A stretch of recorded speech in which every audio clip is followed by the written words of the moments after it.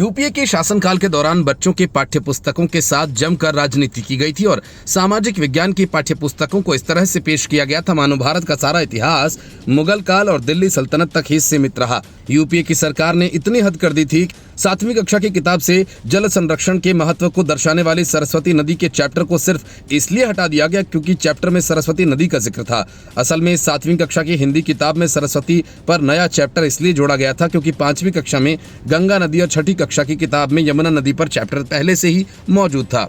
7वीं कक्षा में सरस्वती को इसलिए जोड़ा गया। इस पूरे चैप्टर का उद्देश्य सरस्वती नदी के बहाने ये था कि जल संरक्षण के महत्व को समझा जा सके।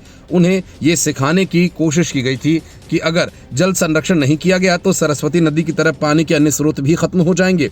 लेकिन यूपीए की सरकार ने अपनी सियासत के लिए सत्ता में आते ही इस चैप्टर पर सांप्रदायिक सियासत के आरोप लगाकर इसे हटा दिया। लेकिन नई शिक्षा नीति के तहत एनसीईआरटी ने बच्चों की किताबों में कई नए बड़े बदलाव किए और अब छात्रों को मुगल काल की जगह पढ़ने को कुछ नए चैप्टर्स मिलेंगे। कक्षा 7 के सामाजिक विज्ञान की किताब में बच्चों को अब तक मुगलों का इतिहास पढ़ाया जाता रहा था, लेकिन अब ऐसा नहीं होगा। नेशनल करिकुलम फ्रेमवर्क यानी एनसीएफ के तहत एनसीईआरटी की किताबों में मगध, मौर्य और शुंग, सातवाहन जैसे प्राचीन राजवंशों पर नए चैप्टर्स शामिल किए गए जो कि भारतीय लोकाचार पर केंद्रित हैं। इतना ही नहीं, नई किताबों में उत्तर प्रदेश में आयोजित 2025 महाकुंभ मेले का संदर्भ भी शामिल किया गया। इसके अलावा इसमें विभिन्न चैप्टर्स में कई संस्कृत शब्दों को भी शामिल किया गया जैसे कि जनपद, साम्राज्य, अधिराज और राजाधिराज आदि। कक्षा 7वीं की संशोधित किताबों में यूनियनों पर विस्तृत खंड भी शामिल हैं।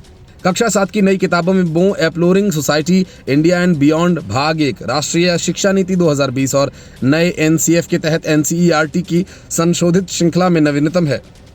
पिछले साल कक्षा 3 और 6 के लिए नई किताबों को पेश करने के बाद एनसीईआरटी ने अब कक्षा 4 और 7 के लिए अपडेटेड वर्जन्स पेश किए हैं। एनसीईआरटी के एक वरिष्ठ अधिकारी ने बताया कि किताब का पार्ट 2 भी आने वाले महीनों में जारी होने वाला है। नाम सूत्रों का कहना है कि पार्ट 1 में 12 अध्याय हैं जिन्हें शैक्षणिक सत्र के पहले 6 महीनों के दौरान पढ़ाया जाएगा। पार्ट 2 में कई अतिरिक्त विषय शामिल होने की उम्मीद है, इसलिए हम सभी से अनुरोध करते हैं कि इसके जारी होने का इंतजार करें।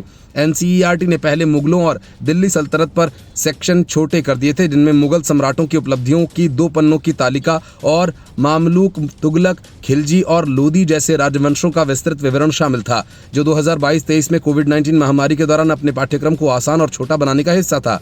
नई किताबों ने अब उन सभी संदर्भों को हटा दिया है।